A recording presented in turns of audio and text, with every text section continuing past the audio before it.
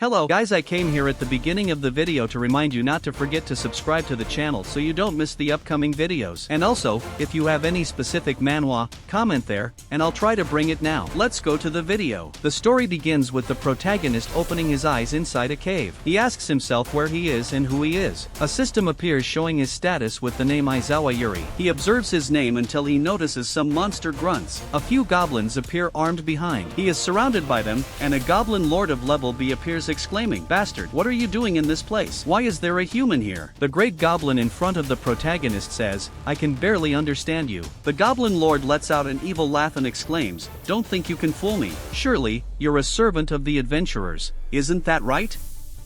I'm sure you must be terrified to be in my presence, you won't escape." He points at the protagonist, and his goblins charge toward. The protagonist thinks, "Jesus, why does it end like this?" He looks around and sees a piece of wood and has some flashbacks. His body acts on its own, grabbing the stick, and he attacks some of the goblins, sending them flying. The goblins are startled, but the goblin lord doesn't let them be shaken and exclaims for them not to fear, saying that he is just it again, pointing at the protagonist, orders them to attack, kill him. The goblin, now more furious, rushes towards him, but he strikes a blow with the stick that cuts the goblins down in one go. While delivering this attack, he thought, "The memories of my past life responded to a piece of wood." He stands in front of the goblin lord holding the stick, and the system appears, showing his swordsman skills upgrading from beginner to advanced in an instant. He comments, "Now I see in my past life, I was a sword saint. When I found a weapon, my body moved on its own as he was lost in his memories." The goblin lord was already preparing an attack coming from his mouth, a brutal fire attack aimed at the protagonist. Even if he had sword skills, he couldn't do anything against my magic. A smoke fills the air, but part of it soon dissipates where the protagonist is. He uses advanced fire. The goblin lord is startled by the protagonist invoking fire and asks, "What kind of monster is he? How did he survive right after receiving a magical attack?" The protagonist, with fire about to leave his, exclaims, "Fire torment!" Huge flames fly toward the goblin lord. During the attack, he remembers, "I have another past life. In that past life, before becoming the sword saint, I had become a demon emperor." The status system is showing his memories of two lives, that of the sword saint and the demon emperor. "I must have reincarnated 3 times in this world. In my first life, I was a slave of a black company. In my first reincarnation, I was a demon emperor, and in the second reincarnation, the sword saint, and now I am in my third reincarnation. The memories of my past lives, demon emperor and sword saint, reside within another memory surface." Some humans are begging in front of the protagonist with sitting on top of various monster corpses as the sword saint. Returning to reality, the protagonist climbs toward the cave exit thinking about how much he wants to be free from this selfish. After climbing out of the cave, he exits, and his eyes shine as the sun stands before him. "I'm tired of being used. And in this third reincarnation, I will live for my outside the cave." The protagonist sits on a log and inspects his items. Among the pile of things, there's a rusty sword, some food, and some money. Well, it's better than having nothing.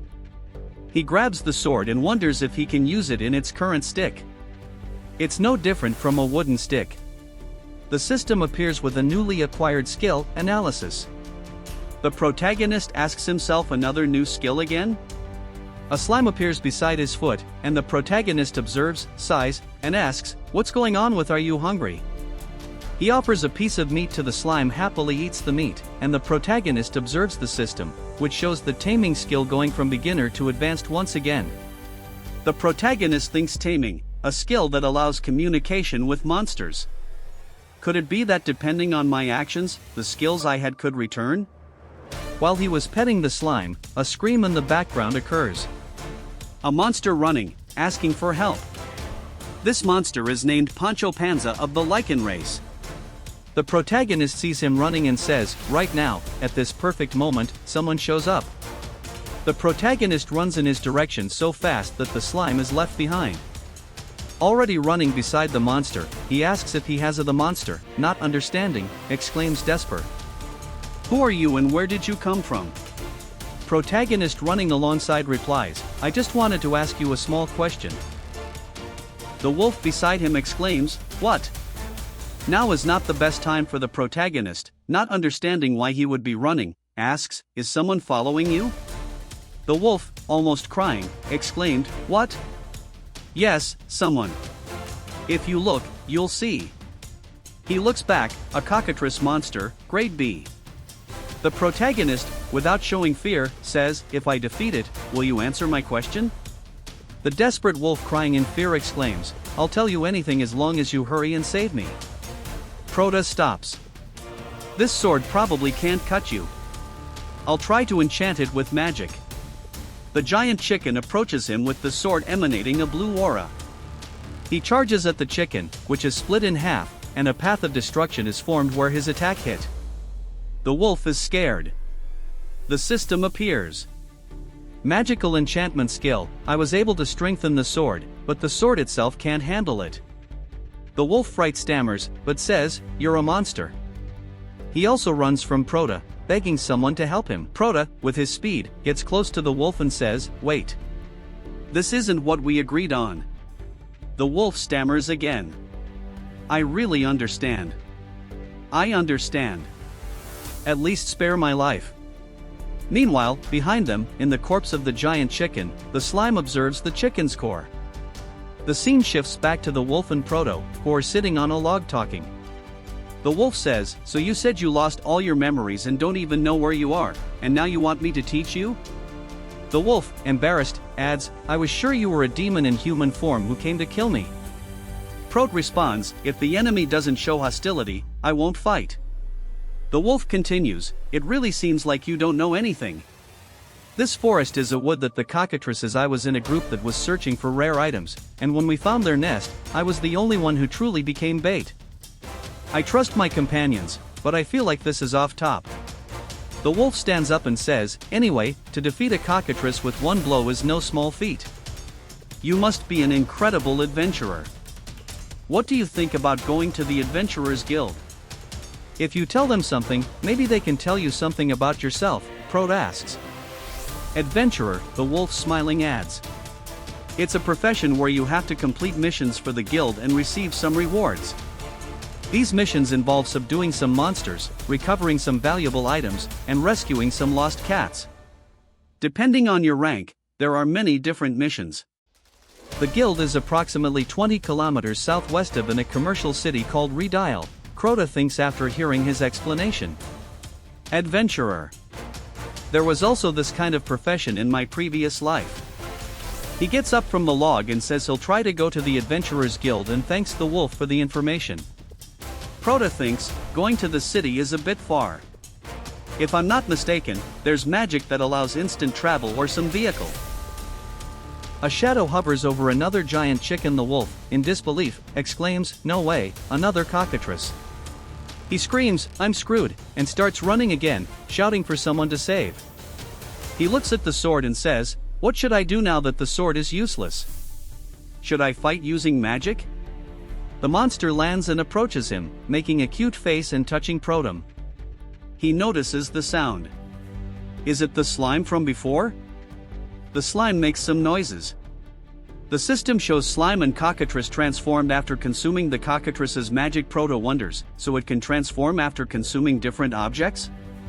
He gets interested and says, "What an interesting ability." After mounting the chicken and flying off already in the sky, he smiles and says, "Brilliant. Now I can see Redial City near Redial City." Proto lands a bit before the entrance and thanks the flying chick. He pats its head and says, "If you enter the city in this form, draw too much attention. We have to part ways now." He bids it farewell and walks, telling it to take care. The chicken makes a loud noise, and a light appears behind Prot, startled. He wonders what happened and turns, but the chicken has turned back into a slime, only smaller, and jumps towards his shirt pocket.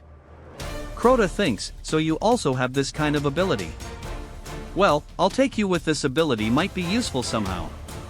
Do you want to come with me?" The slime gives a cute smile of agreement. "A name. Your name now will be Lime." Already inside the city, front of the Adventurers Guild, he enters and speaks to the receptionist. "Excuse me. I wanna become an adventurer." Receptionist responds, "Of course. You want to make a new registration. To start, tell me what your abilities and previous experiences are. Proto looks confused. She adds, due to the increase in people wanting to become adventurers in recent years, we consider the experiences that people have to select them. Could you tell me about your previous experiences and activity? Proto remembers his past lives and wondered, it's not that I don't have past experience. It's that I think it would look bad to talk about my past life. He decides to respond to her and awkwardly comments, I don't have any special experience.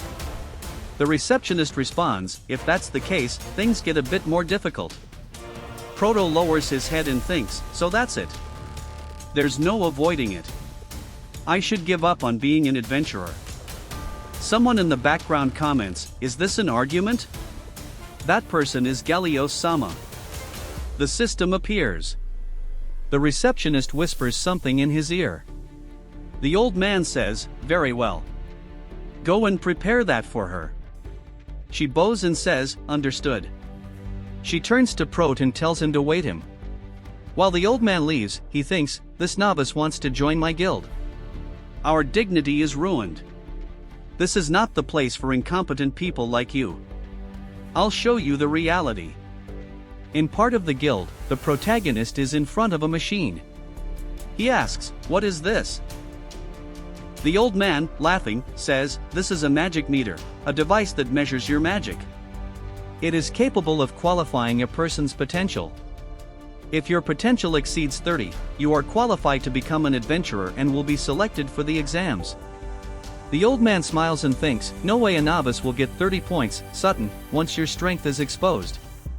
He will surrender, Crota understood. But what if I break this device by act? Could I still take the exam?